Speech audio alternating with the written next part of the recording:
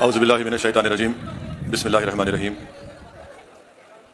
आज के इस जलसे के कन्वीनर मोहतरम जनाब फराज साहब, मुतालिका रुकने बल्दिया, शेख नशीन में तशरीफ़ फरमा अमीर जमात इस्लामी मौलाना हामिद खान साहब, मौलाना हसन फारूकी साहब, मौलाना खिज़र पाशा साहब, मौलाना आले मुस्तफ़ा क़ादरी साहब, सईदुल क़ादरी साहब, मजलिस इत्तेहादुल मुस्लिमीन के मोअज़्ज़िज़ अराकीन, सदर मोतमदीन अराकीन बल्दिया, मोअज़्ज़िज़ हाज़रीन इकराम, बुज़ुर्गान मिल्लत, अस्सलामु अलैकुम वरहमतुल्लाहि वबरकातुहू।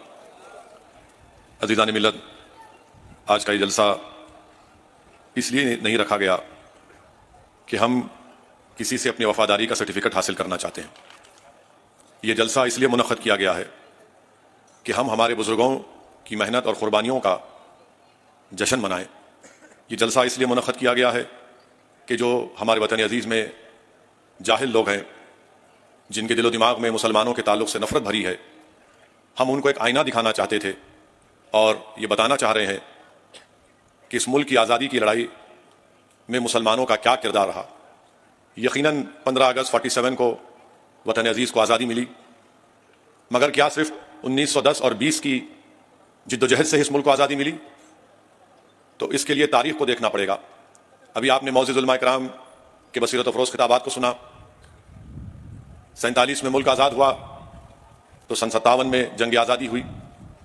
1857 से पहले 1757 में भी एक जंग हुई थी, प्लासी की जंग, सिराजुद्दौला की जंग।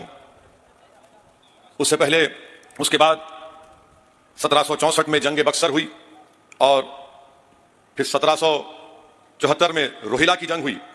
1799 में टीपू सुल्तान की शहादत हुई। तो 1799, 1774, 1764, 1757, 1857, फिर 1947, क्योंकि जो कुर्बानी टीपू सुल्तान ने दी उससे लोगों को एक हौसला मिला। रोहिला की जंग हुई, उससे एक हौसला मिला। फिर बक्सर की जंग हुई, फिर प्लासी में सिराजुद्दौला ने अपनी अजीम कुर्बानी को दी। फिर शहीद अहमद सईद बरेली की कुर्बानी, उससे लोगों को हौसला मिला। तो 47 में हमको आज़ादी मिली। तो अगर हम ये कहेंगे कि नहीं, सिर्फ 1920 से ही हम देखेंगे मुल्क की आज़ादी की जो जहद हुई, हमारे अजीम मुजाहिदीन ने कुर्बानी दी, यकीनन उन्होंने कुर्बानी दी, इसका कोई इनकार नहीं कर सकता। मगर क्या हम भूल जाएंगे सिराजुद्दौला की कुर्बानी को? क्या हम भूल जाएंगे बक्सर की जंग में जो लोग शहीद हुए? क्या हम भूल जाएंगे रोहिला की जो जंग हुई थी? मेरे अजीज दोस्तों और बुजुर्गों, इसीलिए हम तमाम को ये याद रखना जरूरी है। दूसरी बात यह है कि अभी हमने सुना कि अल्लामा फजल खैराबादी की कुर्बानी। हैदराबाद में मक्का मस्जिद के इमाम थे मौलवी अलाउद्दीन रहमतुल्लाह अलैह। चीमा खान को औरंगाबाद से पकड़कर अंग्रेजों ने लाया था, क्योंकि चीमा खान ने कहा कि मैं अंग्रेजों का साथ नहीं दूंगा। उसके खिलाफ मौलवी अलाउद्दीन रहमतुल्लाह अलैह मक्का मस्जिद में जिहाद के ऊपर खुतबा दिया और वहां से जुलूस निकला तुर्रेबाज खां के साथ। जो मौजूदा वुमेन्स कॉलेज है, रेजिडेंसी, अंग्रेजों की रेजिडेंसी थी, वहां पर एक बेहतरीन एहतजाज हुआ, गोलियां चली, मौलवी इस्माइल रहमतुल्लाह अलैह जख्मी हुए।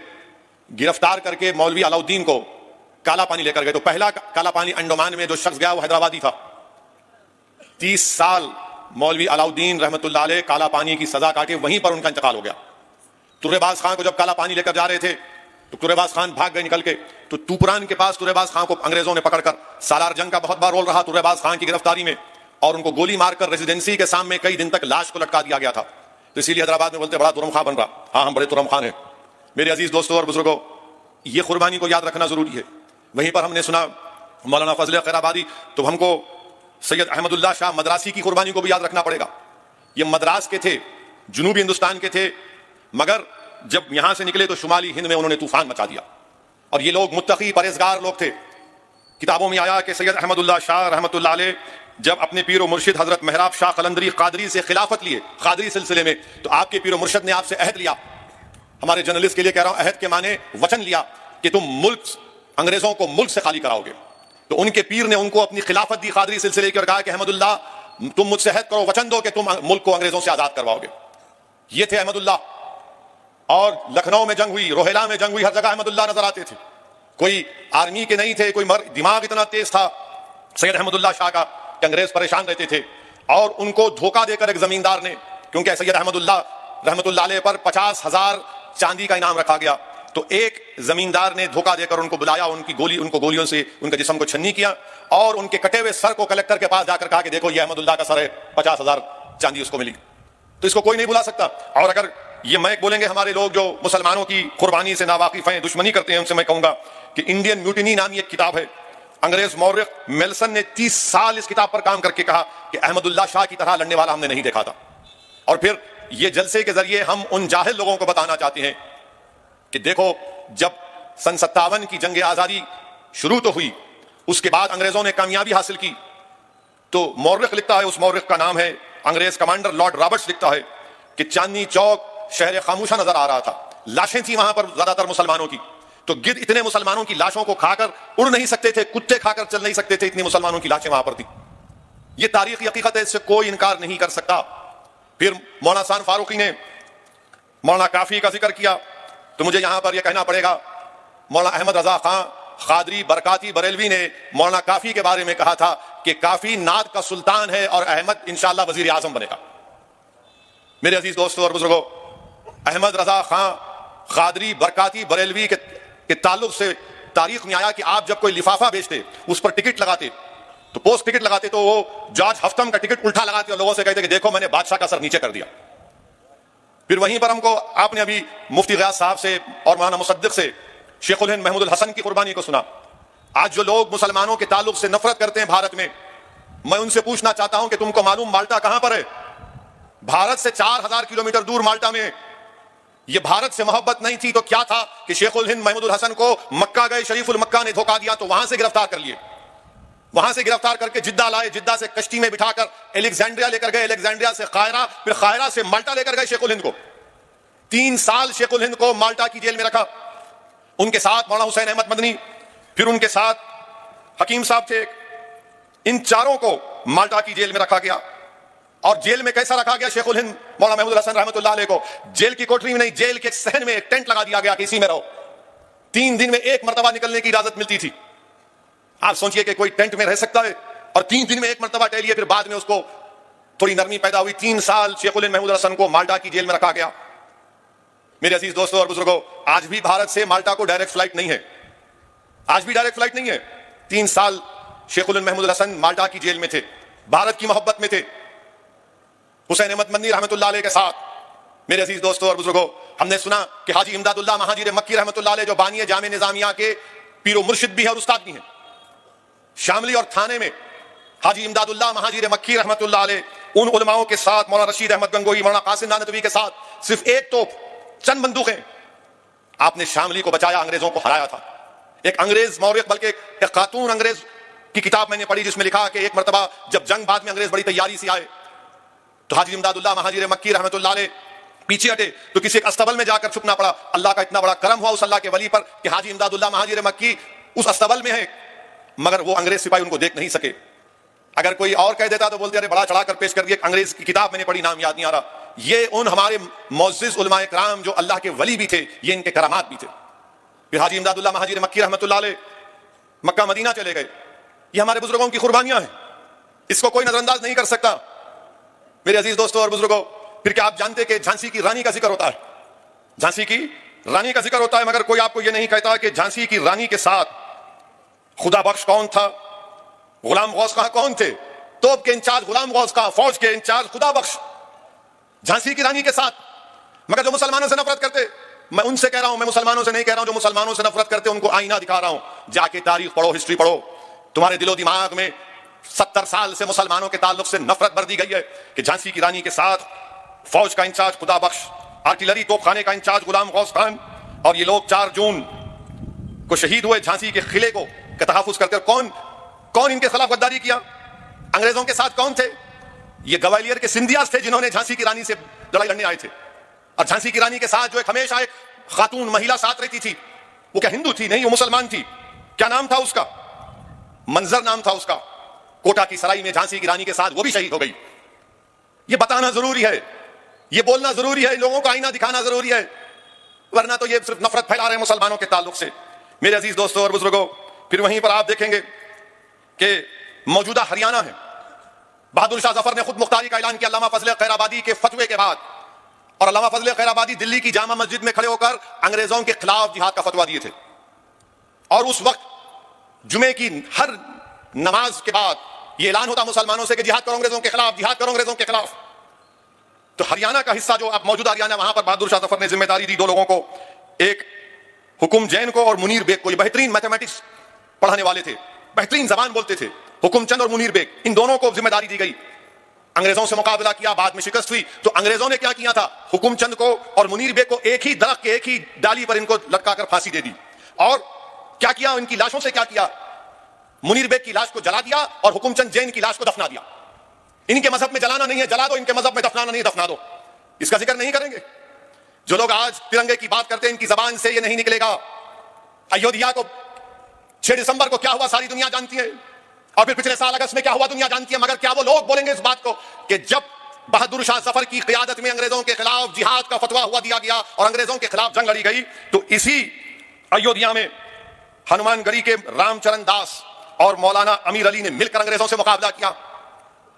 मौलाना अमीर अली और हनुमानगढ़ी के रामचरण दास ने मिलकर मुकाबला किया और इनको एक इमली के झाड़ पर, कुबेर टीला जगह, वहां पर इनको फांसी पर लटका दिया गया। यह भी तो हकीकत है, मगर इसके बारे में कोई नहीं बोलता, इसके बारे में कोई जिक्र नहीं करता।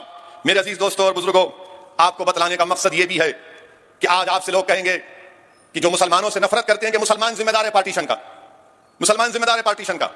तो मैं आपसे यह अर्ज करना चाहूंगा कि भारत के विभाजन का मुसलमान जिम्मेदार नहीं है। ये जो मुसलमानों से नफरत करते हैं वो आपसे बोलेंगे नहीं नहीं ओवैसी, क्या तुम गलत कह रहे हो, क्या उस वक्त सेंट्रल असेंबली माने उस वक्त की पार्लियामेंट में 102 सीट थी, 30 रिजर्व थी मुसलमानों की, 30 के 30 मुस्लिम लीग जीत गई। तो बोलेंगे ओवैसी झूठ बोल रहा। मगर आपको यह हरगिज नहीं बोलेंगे कि 1945 और 46 में जो इलेक्शन हुआ था उसमें वोट डालने का हक सबको नहीं था। जैसा आज जो 18 साल का जाके वोट डाल सकता है, उस जमाने में वोट डालने का इख्तियार सिर्फ उन्हीं को था जो इनकम टैक्स देते, जो नवाब थे, जो जमींदार थे, जो पढ़े लिखे थे, उन्हीं को वोट डालने का इख्तियार था। बाकी आम मुसलमान को वोट डालने का इख्तियार नहीं था। तो ये मुसलमानों से नफरत करने वाले आधी सच्चाई को बयान करते, आधी सच्चाई को बयान करते। मिसाल के तौर पर उस वक्त के बिहार में जब इलेक्शन हुआ तो सिर्फ 7%, 7% लोग वोट डाले और बोलते मुसलमान पार्टीशन का जिम्मेदार है। हम जिम्मेदार नहीं है पार्टीशन के। जिनको पाकिस्तान से मोहब्बत थी वो पाकिस्तान भाग गए, जिनको भारत से मोहब्बत थी वो आज भी हैं और कल भी रहेंगे और सुबह क़यामत तक रहेंगे इंशाअल्लाह ताला। मगर पार्टीशन का जिम्मेदार, और अगर कोई ज्यादा इल्म चाहता है तो मैं कहूंगा कि ग्रैनविल, ऑस्टिन ग्रैनविल एक बहुत बड़ा कॉन्स्टिट्यूशन का एक्सपर्ट है। उसकी किताब है Indian constitution, Oxford university press में छपी गई। सफे नंबर 12 और 13 पढ़ लो, जो मैं कह रहा हूं सच है या झूठ मालूम हो जाएगा। अब जिसके पास डिग्री नहीं है वो नहीं पढ़ सकता, आपको मालूम। जो एंटायर पॉलिटिकल साइंस की डिग्री है वो तो नहीं पढ़ेंगे। तो ग्रैनविल ऑस्टिन की किताब है, आप पढ़ लीजिए। और 1935 का कानून है, 6 शेड्यूल, पार्टीशन का जिम्मेदार मुसलमान है। आप देखो 15 अगस्त आते शुरू हुआ था, टीवी पर कोई बोलता है भारत का विभाजन हुआ, भारत का विभाजन जिम्मेदार मुसलमान नहीं है। अच्छा, दूसरी तारीख आपके सामने बयान कर रहा हूं कि जब कांग्रेस ने मंजूर किया भारत के विभाजन को, पार्टीशन को, तो कांग्रेस के उस इजलास में उस पार्टीशन के प्लान को किसने पेश किया? उनका नाम जीबी पंत था। पार्टीशन के प्लान को पेश किया और फिर उसको सेकंड किसने किया? मौलाना आजाद ने। उसकी मुखालिफत कौन किया? मौलाना हिफ्जुर रहमान ने। मौलाना हिफ्जुर रहमान ने वो तारीखी जुमला कांग्रेस के इजलास में कहा था कि अगर आज आप इस पार्टीशन को, पाकिस्तान को बनाने की रजामंदी देंगे तो हम अपने हाथ से अपनी तारीख को मिटा देंगे, हम अपने हाथ से उन वादों को भुला देंगे। ये मौलाना हिफ्जुर रहमान ने कहा था। मगर आप बोलते हम जिम्मेदार, मुसलमान जिम्मेदार नहीं है, मुसलमान जिम्मेदार नहीं है, ये तारीख का हिस्सा है। और फिर मेरे अजीज दोस्तों और बुजुर्गों, भारत की 75 साल आजादी यकीनन हम तमाम के लिए मुबारकबाद, आपको भी मुबारकबाद। मगर हम उन लोगों से पूछना चाहते हैं जो मुसलमानों से नफरत करते हैं और गोडसे से मोहब्बत करते हैं। तो गोडसे से मोहब्बत करने वालों, ये बताओ, ये भटक मियां कौन थे? भटक मियां अंसारी कौन थे? भटक मियां अंसारी बिहार में एक बावर्ची थे। महात्मा गांधी जब चंपारण को वहां से शुरू किए थे ना, तो भटक मियां अंसारी को उनका मालिक एक अंग्रेज था। उसने कहा कि तुम महात्मा गांधी का खाना बनाते हो, उसमें जहर डाल दो, गांधी को मार दो। तो भटक मियां ने जाकर गांधी के सामने रोकर कहा कि बापू खाना मत खाओ, इसमें जहर मिला हुआ है। और जब डॉक्टर राजेंद्र प्रसाद चंपारण 1950 में ट्रेन में गए थे, स्टेशन पर उतरे तो उन्होंने फटे कपड़ों में भटक मियां अंसारी को देखकर बोला, ये तो भटक मियां है। गोडसे गोली चलाया गांधी के ऊपर, जान लिया मगर भटक मियां अंसारी ने जहर नहीं दिया गांधी को। अब बोलो कौन वफादार है भारत का? भटक मियां अंसारी भूल गए तुम। अच्छा, हमारे सहाफी जर्नलिस्ट बैठे हैं, बड़ी देर से इंतजार में हैं हमारा भड़काऊ भाषण सुनने के लिए, ताकि इनको कुछ मलाई मिल जाए, इनका काम करना है। हम इन एतराज नहीं है, मगर हम अपने सहाफियों को पूछना चाह रहे कि भाई आपको मालूम, सबसे पहला सहाफी जर्नलिस्ट जिसने अंग्रेजों के खिलाफ अपनी जान दी, उसका नाम क्या था? इनसे पूछ लो, नहीं मालूम होगा इनको। इनको इनके 9 बजे के एंकर का नाम मालूम होगा जो खाली नफरत करता है, बक बक बक बक बक बक। सबसे पहला सहाफी जर्नलिस्ट जो अंग्रेजों ने उसको मारा, उसका नाम मौलवी मोहम्मद बाखर। दिल्ली में उर्दू अखबार निकालते थे, मेरे ख्याल से दिल्ली न्यूज नाम, दिल्ली नाम अखबार नाम, बहरहाल उनका नाम मौलवी मोहम्मद बाकर, सरेआम उनको गोली मार दी गई, सरेआम उनको गोली मार दी गई। अच्छा, किसने महात्मा गांधी को कहा कि बापू ये ब्लैंक चेक है, जितने पैसे होना ले लो और तिलक स्वराज फंड में बापू पैसे लिख लो? किसने चेक दिया था बापू को? क्या नाम था उसका? उसका नाम था उमर सुबहानी। उसने चेक दिया बापू जितनी रकम, और उमर सुबहानी गरीब हो गए, कितना पैसा उन्होंने आजादी की लड़ाई में लाया था। उमर सुबहानी उनका नाम था। ये तारीख में आता है, मगर हमारे जो मुसलमानों से नफरत करने वाले इनको कुछ नहीं मालूम और बार बार नफरत करते। मालेगांव में मंजलिस के एमएलए हैं, आपको मालूम मालेगांव के किले पर पेशवा और छत्रपति अंग्रेजों के खिलाफ उस वक्त के हथियार डाल दिया, मगर उस किले पर कौन लड़ रहा था अंग्रेजों से? मुसलमान लड़ रहा था। बोले नहीं, हम नहीं छोड़ेंगे। उसी मालेगांव के किले में अंग्रेजों का परचम उतार कर जलाने वाले कौन? मालेगांव के मुसलमान। हुकूमत बनाई उस वक्त सुलेमान मियां ने। कितने मुसलमान मारे गए? 5 को फांसी की सजा, 2 को इतना मारा गया कि मौत हो गई, 9 को उम्र कैद दिया गया। अब बताइए आप, फिर इनसे पूछिए कि झारखंड जो मौजूदा रियासत है, वहां पर किसने गोलियों से अंग्रेजों से मुकाबला किया? जब गोलियां खत्म हो गई तो पत्थर पहाड़ को उठाकर अंग्रेज फौज पर फेंकने वाले का नाम क्या था? उसका नाम था शेख भिखारी रहमतुल्लाह अलैह, जो आदिवासियों के साथ मिलकर लड़ते थे। इनसे पूछिए कि टीटू मीर कौन था? टीटू मीर बंगाल के थे और वो किसानों की लड़ाई अंग्रेजों के खिलाफ करते थे, टीटू मीर थे। और फिर इनसे पूछिए जो मुसलमानों से नफरत करते हैं, अब्दुल कय्यूम अंसारी कौन थे? बिहार के, जो वहां बिहार के पसमानदा मुसलमान के लीडर थे, मगर 2 नेशन थियरी के खिलाफ थे, 2 नेशन थियरी के खिलाफ थे टीटू मीर, अब ये अब्दुल कय्यूम अंसारी साहब। अच्छा, इनसे पूछिए जो मुसलमानों से नफरत करते हैं, अभी मुस्लिम खवातीन का जिक्र हुआ जिन्होंने अपनी जानों को कुर्बान किया। थाना भवन शामली के पास है, मगरबी यूपी में। असगरी बेगम कौन थी? असगरी बेगम को जिंदा अंग्रेजों ने जला दिया था, क्योंकि उनके शौहर और वो मिलकर अंग्रेजों के खिलाफ लड़ते थे। असगरी बेगम को जिंदा जला दिया। बेगम हजरत महल अपने बेटे से एक साथ लड़ते लड़ते भागना पड़ा, नेपाल में चले गई, नेपाल चले गई। मेरे अजीज दोस्तों और बुजुर्गों, फिर जब अदम ताउन की तहरीक का ऐलान हुआ महात्मा गांधी की तरफ से, पूछिए इनसे कि कौन सा इंडस्ट्रियलिस्ट था जिसने अपना कारोबार को बंद कर दिया? उसको उस वक्त शुगर किंग बोलते थे, उसका नाम था सबा सिद्दीक। मुसलमान सबा सिद्दीक ने कहा कि महात्मा गांधी और सबने कहा कि अब बंद, अदम ताउन नॉन कोऑपरेशन में अपना कारोबार को बंद करता हूं। मुंबई में जितने खोजे और मेमन लोग थे उन्होंने कहा कि हम भी कारोबार बंद करते हैं, कारोबार बंद कर दिया। मगर आप तो कारोबार अपना चलाते रहे, आप तो नफरत फैलाते रहे। अच्छा, ये जो मुसलमानों से नफरत करते हैं उनसे पूछिए अल्लाह बख्श कौन था? अल्लाह बख्श कौन था? उनको बोलेंगे अल्लाह बख्श तो अल्लाह, अल्लाह बोलेंगे अल्लाह, अल्लाह बख्श के बारे में मालूम ही नहीं। अल्लाह बख्श सिंध का चीफ मिनिस्टर था, जिन्ना के सख्त खिलाफ था अल्लाह बख्श। दिल्ली में आजाद कॉन्फ्रेंस अल्लाह बख्श ने कराई थी, लोग बोलते उस जमाने में लाखों लोग आए थे। अल्लाह बख्श ने धज्जियां उड़ा दी जिन्ना के 2 नेशन थ्योरी की। अल्लाह बख्श को जब चर्चिल की तकरीर अल्लाह बख्श ने बरतानिया के हाउस ऑफ कॉमन्स में सुनी कि चर्चिल ने हमारी जंग आजादी का मजाक उड़ाया, तो अल्लाह बख्श को सर का टाइटल खान बहादुर का खिताब अंग्रेजों ने दिया था। और वो भी कहते हैं ऑर्डर ऑफ ब्रिटिश एम्पायर। अल्लाह बख्श ने कहा कि मैं मुंह पर फेंकता हूं अंग्रेजों के, क्योंकि विंस्टन चर्चिल ने हमारे मुजाहिदीन आजादी की तौहीन की। अच्छा, अल्लाह बख्श की हुकूमत को हटा दिया गया, वो चीफ मिनिस्टर नहीं थे अल्लाह बख्श। अब अल्लाह बख्श हटाने के बाद किसकी हुकूमत बनी? किसकी हुकूमत बनी? हिंदू महासभा और मुस्लिम लीग मिलकर हुकूमत बनाए, फिर हमको बोलते हम वफादार नहीं। अल्लाह बख्श को हटा दिए और अल्लाह बख्श के बाद हुकूमत बनी सावरकर की हिंदू महासभा और जिन्ना की मुस्लिम लीग मिलकर हुकूमत बनाए। अब फिर आप हमको बोलते हैं, यह सच्चाई है, इससे कोई इनकार नहीं कर सकता। क्विट इंडिया का जब नारा किसने दिया? यूसुफ मेहर अली ने दिया। साइमन गो बैक का नारा किसने दिया? यूसुफ मेहर अली ने दिया। आबिद हसन हैदराबाद के सुभाष चंद्र बोस को नेताजी का लक़ब किसने दिया? आबिद हसन ने दिया। कौन थे आबिद हसन? हैदराबाद के थे। नासिक में जाकर उन्होंने अंग्रेजों के कंट्रोल में एक ऑयल की रिफाइनरी थी, तो आबिद हसन उसको जलाना चाहते थे, गिरफ्तार हुए। बाद में जर्मनी गए इंजीनियरिंग कंप्लीट करने के लिए, वहां पर सुभाष चंद्र बोस नेताजी से मुलाकात हुई, उनसे बेहद मुतासिर हुए, तो वो उनके साथ रहे। नेताजी सुभाष चंद्र बोस जब जर्मनी से सबमरीन में जापान को गए, बहुत दूर गए, तो साथ थे आबिद हसन। आबिद हसन साथ थे। जय हिंद का नारा आबिद हसन ने दिया। क्या सावरकर या गोडसे ने दिया जय हिंद का नारा? आबिद हसन ने दिया। मेरे अजीज दोस्तों और बुजुर्गों, ये जलसा इसलिए मुनाकिद किया गया है, और याद रखिए इस बात को कि उलमाए किराम की मौजूदगी में लबकशाई कर रहा हूं। अल्लाह के रसूल सल्लल्लाहु अलैहि वसल्लम, मोहम्मद मुस्तफ़ा सल्लल्लाहु अलैहि वसल्लम जब मदीने को वापस आते तो मदीने की दीवारों को मोहब्बत की निगाहों से देखते थे। मदीने की दीवारों को मोहब्बत की निगाहों से देखते थे। तो बुखारी का सबसे बड़ा आलिम, सबसे बड़ा प्रोफिशिएंट आदमी उसमें था, तो इब्न हजर अस्कलानी रहमतुल्लाह अलैह ने कहा कि इससे यह बात साबित होती है वतन से मोहब्बत की। जब रसूलुल्लाह सल्लल्लाहु अलैहि वसल्लम मदीने को वापस आते, मदीने की दीवारों को मोहब्बत से देखते, ये ओवैसी या कोई हसन फारूकी या मुफ्ती गयास नहीं, इब्न हजर अस्कलानी कह रहे हैं कि इससे वतन की मोहब्बत साबित होती। मेरे अजीज दोस्तों और बुजुर्गों, हम पार्टीशन के जिम्मेदार नहीं है।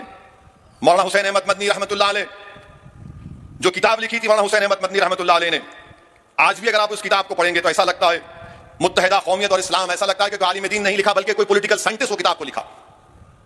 मौलाना हुसैन अहमद मदनी ने कहा था कि मुसलमान इस मुल्क का वफादार है, मिसालें देकर कहा कि हम इस जमीन में दफनाए जाएंगे, ये हमारा कब्रस्तान भी है, हमारी आरामगाह भी है ये, और हम यहीं से उठाए जाएंगे जब क़यामत होगी। हमारा अकीदा है, हम यहीं से उठाए जाएंगे। अगर आप शिबली नुमानी की किताब पढ़ेंगे, जिसमें किताब का नाम है मुसलमानों की पॉलिटिकल करवट, मौलाना हुसैन अहमद मदनी रहमतुल्लाह अलैह ने पार्टीशन प्लान के खिलाफ जाकर उस वक्त के लोगों से मुलाकात किए थे, खिलाफ थे पार्टीशन के। क्या मौलाना हुसैन अहमद मदनी पर हमला नहीं हुआ? कि उस वक्त के जमीयत उलमा के लीडर्स पर हमला नहीं हुआ? मुस्लिम लीग हमला करती थी लोगों पर। जब जिन्ना मिलने आए थे मौलाना अबुल कलाम आजाद से, मैंने उस वक्त एक अंग्रेज के साथ मिलने आए थे जो वाइसराय था, तो जिन्ना बोले मैं मौलाना आजाद से हाथ नहीं मिलाऊंगा। हाथ नहीं मिलाया उनसे, मौलाना आजाद से बोले हाथ नहीं मिलाऊंगा मैं इनसे। कहा कि गद्दार हैं। जिन्ना ने मौलाना जाकिर हुसैन से कहा, जिनकी पैदाइश हैदराबाद की, जाकिर हुसैन साहब की, बेगम बाजार में उनका पुराना घर शायद अब वीरान हो गया, गिर गया, नहीं मालूम। जिन्ना ने कहा कि जाकिर हुसैन गद्दार है, मैं इसे हाथ नहीं मिलाऊंगा। जब मौलाना आजाद ने जिन्ना को खत लिखा तो जिन्ना ने जवाब दिया कि तुम में अगर गीरत बाकी है आजाद, तो तुम इस्तीफा दे दो कांग्रेस पार्टी से। मेरे अजीज दोस्तों और बुजुर्गों, ये हकीकत है, इससे कोई इनकार नहीं कर सकता। जिन्ना मौलाना आजाद से हाथ मिला नहीं मिलाना चाहते थे, ये इतनी नफरत करते थे। हुसैन अहमद मदनी से जिन्ना क्यों नफरत करते थे? क्योंकि हुसैन अहमद मदनी ने इस बात को उठाया कि तुम वो मुस्लिम इलाके में पाकिस्तान बनाना चाहते हो, मगर जिस इलाके में मुसलमान माइनॉरिटी है वहां पर क्या होगा, उनके लिए तुम क्या करोगे? तो जिन्ना ने कहा कि उनको उन 4 करोड़ मुसलमानों के लिए कुर्बानी देना पड़ेगा। यह हकीकत है, से कोई इनकार नहीं कर सकता। और ये बार बार बोलते नहीं नहीं मुसलमान पार्टीशन का जिम्मेदार है। मैं आज भी कह रहा हूं प्यारे, कभी वक्त है तो आओ आमने सामने बैठकर मुकाबला कर लो। 10 मिनट में तुमको दलील दूंगा, तुम उठ के भाग जाओगे। हम जिम्मेदार नहीं है पार्टीशन के। क्यों जीबी पंत ने कांग्रेस पार्टी में रेजोल्यूशन दिया? क्यों? अच्छा, आपको मालूम मोहम्मद अली जिन्ना को कायदे आजम का ये लक़ब कितना मकबूल क्यों हुआ? मौलाना आजाद अपनी किताब इंडिया विंस फ्रीडम में लिखते हैं कि गांधी जी के साथ एक मुस्लिम खातून रहती थी काम करने वाली। उसने उर्दू अखबार में पढ़ा कि मौलाना मोहम्मद अली जिन्ना को कायदे आजम लिखते हैं, तो उसने कहा गांधी जी आप जिन्ना को खत लिख रहे हैं, कायदे आजम लिख दीजिए। कायदे आजम वही बन गए, वो कायदे आजम। मौलाना आजाद लिख रहे हैं, मैं नहीं लिख रहा हूं। जब से गांधी ने जिन्ना को कायदे आजम लिखा, वो कायदे आजम समझना शुरू हो गए। अच्छा, ये पार्टीशन के खिलाफ कौन कौन लोग थे? तो जमीयत उलमा, फिर उसमें आप देख लीजिए मजलिस अहरार इस्लाम हबीबुर रहमान लुधियानी। हबीबुर रहमान लुधियानी 10 साल जेल में थे क्योंकि वो पाकिस्तान के खिलाफ थे। फिर ऑल इंडिया शिया कॉन्फ्रेंस पार्टीशन के खिलाफ थी। हुसैन भाई लाल जी उनके बहुत बड़े शियाओं के लीडर थे। सैयद अली जहीर साहब ने जिन्ना को खत लिखकर पूछा, अगर तुम्हारा पाकिस्तान बनेगा तो शियाओं के लिए क्या होगा? क्या शियाओं के लिए सीटें होंगी? क्या शियाओं को दबाया जाएगा? क्या शियाओं को उनके इमाम बाड़े आजादी से चलेंगे?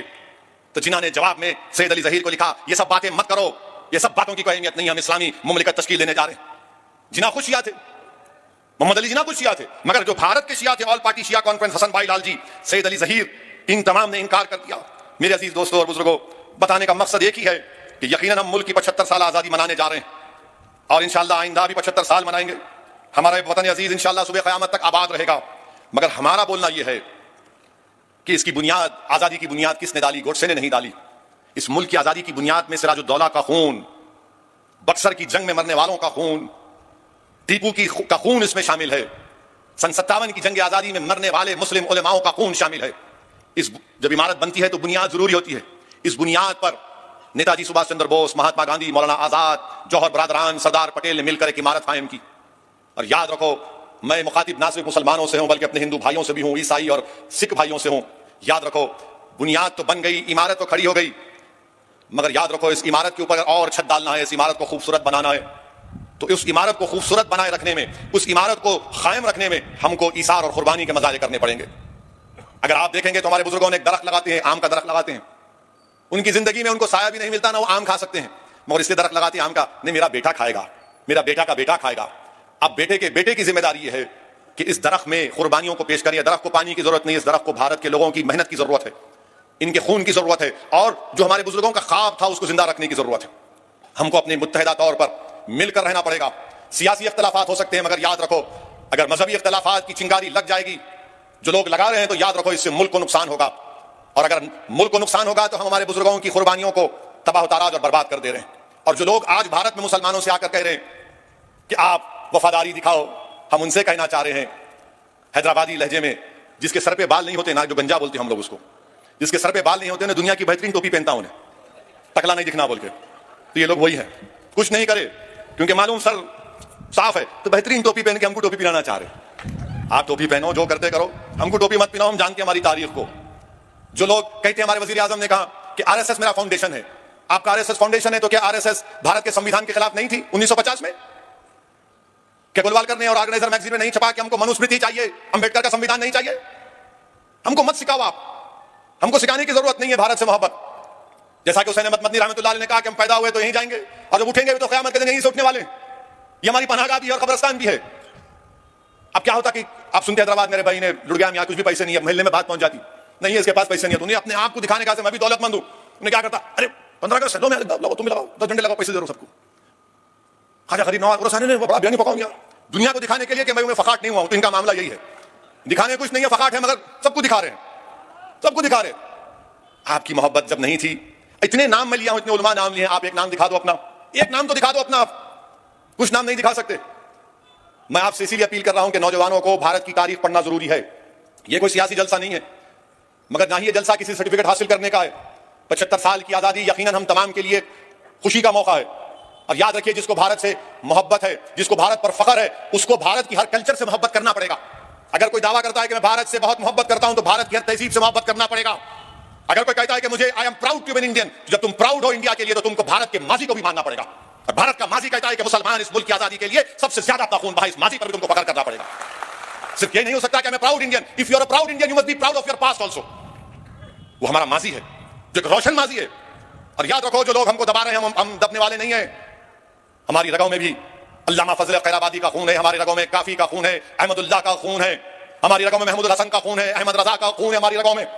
याद रखो, कुर्बानी देना हमारे लिए बहुत आसान है, खून बहाना इस देश के लिए हमारे लिए बहुत आसान है। और आज आप बोलते टेररिज्म, अरे कहां का टेररिज्म? जब जिहाद के फतवे दिल्ली की जामा मस्जिद से दिए गए, वो जिहाद के फतवे दिए गए अंग्रेजों के खिलाफ। तो मेरे अजीज दोस्तों और बुजुर्गों, ये चंद अहम गुजारिशात मुझे आप तक कहना था। फख्र से रहिए। और ये बात मैं मानता हूं कि वतन अजीज में आज जो हालात हैं, जो मुश्किलात हैं, इसका अंदाजा आपको भी और मुझे भी है। मगर मेरे अजीज दोस्तों और बुजुर्गों, हिम्मत और हौसले को बुलंद रखना है, हिम्मत और हौसले को बुलंद रखना है। ये बात बिल्कुल सही है। शायद बहुत से लोगों को कड़वी लगेगी मेरी आखिरी बात, कि भारत में अगर सबसे ज्यादा किसी की बेइज्जती की जाती है तो मुसलमानों की। भारत में अगर सबसे ज्यादा कोई गैर महफूज है तो मुसलमान है। भारत में अगर सबसे ज्यादा किसी को नजरअंदाज कर दिया जाता है तो मुसलमान है। यह कोई टीवी की हेडलाइन के लिए नहीं कह रहा हूं मैं, मेरे पास आदाद शुमार है। मुल्क आजाद जरूर हो गया, मगर गौरक्षकों को जो आजादी है वो आजादी उनको नहीं मिलनी चाहिए। जिनको जबान से गंदगी बकवास बकते हैं किसी समुदाय के खिलाफ, किसी मजहब के खिलाफ, तो उनको आजादी नहीं मिलनी चाहिए बकवास करने की। अब मुल्क तो आजाद हो गया, मगर आजादी का मजा क्या उन गरीबों को मिल रहा है, उन बच्चों को मिल रहा है, उन खवातीन को मिल रहा है जो आंगनवाड़ी के टीचर हैं, 4000 की तनख्वाह पे जिंदगी गुजार रहे हैं? वो किसानों को मिल रहा है फायदा कुछ, जिनकी आमदनी कम हो गई? हम उम्मीद करते हैं कि देश के प्रधानमंत्री जब 15 अगस्त को लाल किले से खड़े होकर मुल्क से खिताब करेंगे तो मुल्क के मजलूमों का जिक्र करेंगे। हम उम्मीद करते हैं कि देश के प्रधानमंत्री जब 15 अगस्त को झंडा तिरंगा लहराएंगे तो अल्लामा फजल खैराबादी का, मौलाना महमूद हसन का, हुसैन अहमद मदनी का, मौलाना काफी का, अशफाकुल्लाह का जिक्र करेंगे। नहीं मालूम करेंगे या नहीं करेंगे, वो करे या ना करे, हम तो करते रहेंगे। हमको फख्र है हमारे बुजुर्गों पर, हमारा सीना चौड़ा हो जाता है जब अपने बुजुर्गों की कुर्बानियों की दास्तानों को पढ़ते हैं कि कैसे अल्लामा फजल खैराबादी जिस दिन उनके बेटे रिहाई का पैगाम लेकर आए, उसी दिन अल्लामा फजल खैराबादी का इंतकाल हो गया, उसी दिन अल्लामा फजल खैराबादी का इंतकाल हो गया। मौलवी अलाउद्दीन की लाश हैदराबाद को भी नहीं आई, तुरेबाज खान की लाश अटकती रही सुल्तान बाजार में कई दिनों तक। मेरे अजीज दोस्तों बुजुर्गों, ये मुल्क की आजादी हमको आसानी से नहीं मिली, बहुत मुश्किलात और कठिन सफरात से गुजरना पड़ा। ये मुल्क आजाद इसलिए हुआ कि क्योंकि हर मजहब के लोगों ने मिलकर अंग्रेजों को भगाया। अगर आज पूरे मुल्क के हर समुदाय के लोग मिल जाएंगे तो हम जुल्म को मिटा देंगे, गुर्बत को मिटा देंगे, इस्तिसाल को मिटा देंगे, मसावात को हासिल करेंगे और अमन, एक ठोस अमन कायम हो जाएगा। इसीलिए 75वीं आजादी का यही पैगाम असदुद्दीन ओवैसी अपने हमवतनों को देता है कि आओ दिलों को मिला लो जुल्म के खात्मे के लिए, आओ अपनी सोच को मिला लो ताकि गरीबों का एक्सप्लॉयटेशन कम हो जाए, आओ अपने हाथों को मिला लो, बगलगीर हो जाओ ताकि हम अपने मुल्क की हिफाजत कर सकें। और भारत के प्रधानमंत्री से हम ये भी कह रहे हैं कि आजादी तो मिल गई, मगर आजादी का मतलब ये नहीं है प्रधानमंत्री कि भारत की 1000 स्क्वायर किलोमीटर पर चीन की फौज बैठी हुई है। और भारत के प्रधानमंत्री लफ्ज चीन नहीं बोलते, ना मीडिया के लोग उनसे पूछते हैं, मगर हमारा काम है बोलना कि चीन को चाहिए कि भारत की जमीन से वो छोड़कर चला जाए। जो हॉट स्प्रिंग, डेप्सांग और डेमचाक में चीन बैठा हुआ है, चीन याद रखो, हम वो जज्बे दोबारा दिखा सकते हैं जिस तरह हमारे बुजुर्गों ने अंग्रेजों के खिलाफ जज्बे दिखाए थे। ये सरजमीन हमारी है, ये हमारी मुबारक सरजमीन है। इस मुल्क को मजबूत करने के लिए हर शख्स को मिलकर इस मुल्क को मजबूत बनाना है। बहुत बहुत शुक्रिया। कल मुशायरा है, भारत के नामवर शोरा इकराम को दावत दी गई है, अगर आपके पास वक्त हो तो जरूर शिरकत करिए। अस्सलाम वालेकुम व रहमतुल्लाहि व बरकातुहू।